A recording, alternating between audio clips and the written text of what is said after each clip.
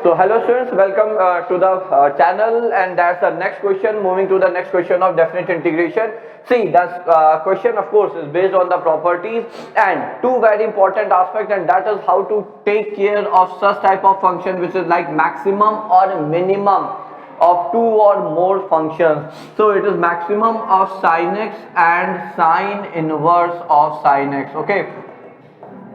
So if you have two or more functions, see, I always suggest to use curve, because whichever function's curve is above the other one, of course, has to be the maximum in that interval, and whichever function's curve is below the other curve will be the minimum in that interval. Okay. So now if we go with the curve of sine inverse of sin x, so that's going to be very important. So y is equal to sine inverse of sin x. Now that has to be x. This is x when x lie between 0 minus pi by 2 to pi by 2, because range of sine inverse t, where t can be any valid input. So range of sine inverse t is minus pi by 2 to pi by 2. So we know sine inverse of sine f inverse of fx is x basically, but that x should belong to the domain of the function fx and range of f inverse x. Okay. So of course sine inverse sine x will be x, but only when this x belongs to the range of this function, bachcho. Okay. Now what if the interval of x or the range of x exceed this interval minus pi by 2 to pi by 2? So let's say this is minus pi by 2 and this is our pi by 2. So this is going to be pi by 2 and this is going to be minus pi by 2. So it's x here. So you start from here and go till here. Okay. Now see, the curve of sine inverse of sin x is like this. It's a like mountain or type of structure, something like this and something like this. Okay. So pi by 2, this is at pi, this is 3 pi by 2, this is 2 pi,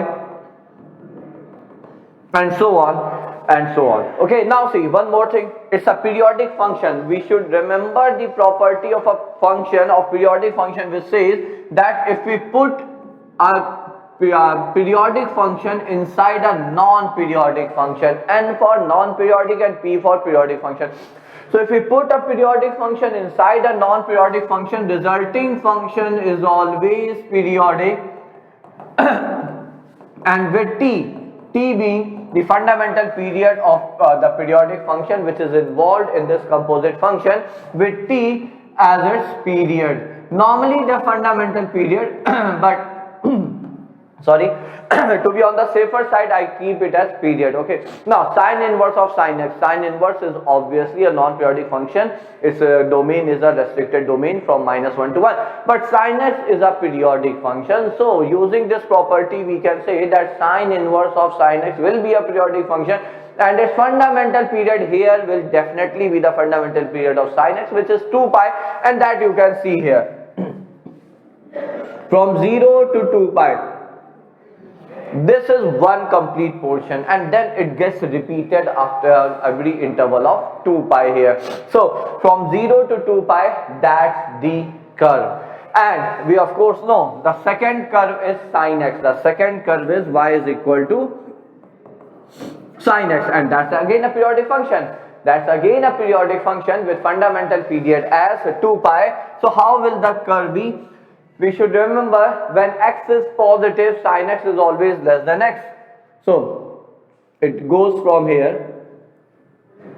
come to 0 at pi, and when it's negative, it's like this, yellow one. So that's the curve of y is equal to sin x, bachcho. Okay, now I'm repeating what I said. We should remember that sin x is less than x for all x greater than 0. Okay, so from here to here at least this is the line y is equal to x, and that's the line again which is nothing but y is equal to pi minus x and this is the line y is equal to x minus 2 pi so on to and so on.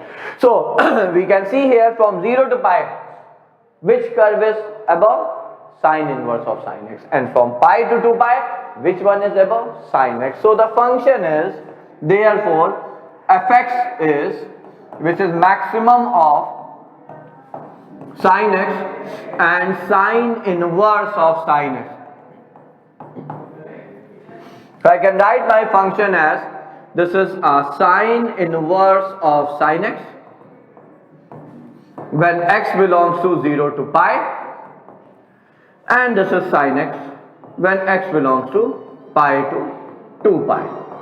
Okay, so therefore I can write my integration. One more thing, using the property of definite integration, which says that if we have something in the form 0 to n times t and f of x dx, okay, where t is the fundamental period of fx and n is an integer, basically a natural number, then you can write it as n times 0 to t f of x dx. Okay, so therefore, and since we know that both the functions sin x and sine inverse of sin x has same fundamental period, so everything is going to get repeat after 2 pi. So I can say that I is nothing but 0 to 5 into 2 pi fx dx, and this is 5 times 0 to 2 pi fx dx. Now we have our fx here. We have our fx here. So let's put the value. So you will say, therefore, I is 5 times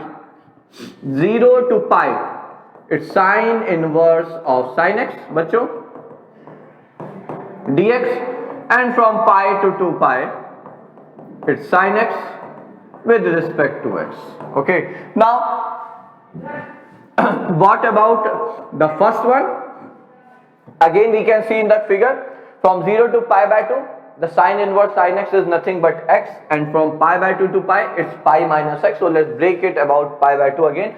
So 0 to pi by 2, this is x dx, and from pi by 2 to pi, it's pi minus x dx. Now that's it. And then integral of sin x, we all know what is it? It's minus cos x from pi to 2 pi, and that's it. Okay, so shall we solve it? Chaliye.